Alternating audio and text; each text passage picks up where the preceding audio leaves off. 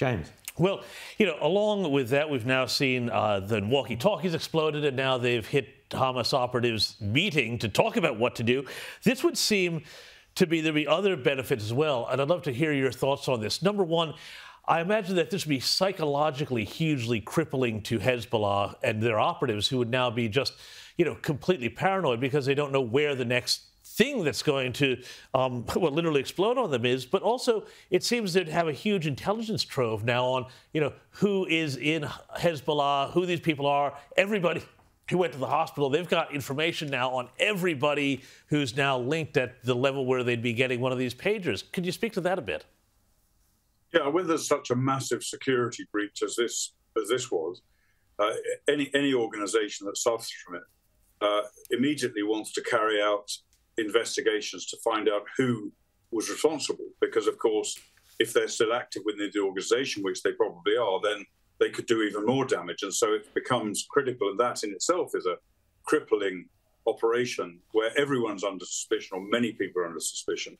And they don't, as you just said, they literally don't know which way to turn in terms, can they use their mobile phones? Can they use their electric toothbrushes? Can they use computers? Is there a risk in all of this stuff? So it's very, very psychologically damaging to them. Rita. I'm interested in your response to the commentary we've heard since this attack took place. A lot of politicians even. We've got Green senators here, including Marine Faruqi, saying this was just an unacceptable act. A lot of people are calling it an act of terror, essentially. Is that how you see it? I would have thought targeting Hezbollah operatives was as far away from terrorism as you could possibly get. They weren't targeting just regular folk, but there is a lot of commentary that this was an indiscriminate attack and innocent people were caught up in it. Yeah, because everything Israel does is wrong. Glad you cleared that one up for us, Richard. And now I understand what I've been misreading. Thank you, Richard. Excellent. Good. That's what Senator Marine Faruqi meant. That's what everything Israel does. You nailed it there, Richard. Carry on. Yep.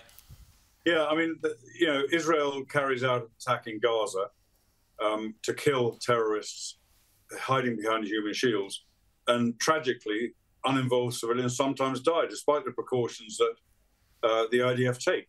And then, so that's wrong because it risks civilian death. Then, when Israel carries out a really pinpoint attack like this, okay, there may have been one or two people killed who shouldn't have been killed in this attack, but that happens in war, and it's not terrorism. This is not a terrorist attack. It's the probably most precise anti-terrorist attack you could carry out. And Israel is perfectly entitled to target those people who have been firing rockets into Israel, more than 8,000 rockets since the 8th of October, firing rockets almost every day into Israel. Why shouldn't they carry out these attacks?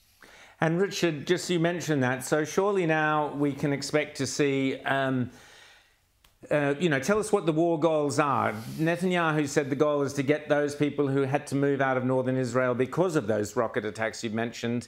Can they now go back in? Is Israel going to focus on Hezbollah now finishing off the job? Will we see Israeli troops moving into Lebanon, or are they now going to refocus on Hamas? What do you think the strategy is going forward in the next few weeks? Well, Hamas have been largely defeated in Gaza. They're still there. There's still terrorist acts taking place inside Gaza by the remnants of Hamas, but they've been largely defeated. And that means that the IDF now are able to move reinforcements out of Gaza to the northern front. And we have seen, in fact, we've seen today, only today, we've seen devastating attacks by Israel against Hezbollah in Beirut and elsewhere. Killing large numbers of terrorists, destroying rocket launchers, preempting what the IDF believed was a major planned attack against Israel. So they preempted that. But we have seen this evening, I'm not sure how that relates to the time zone that you're in or I'm in and the time zone in Israel, but today, shall we say, today or yesterday, we've seen a very, very significant barrage of rockets fired out of Lebanon, about 120 rockets reportedly. going deep into Israel. Some of them not actually hitting Haifa, which is further south than Hezbollah's been seriously attacking recently.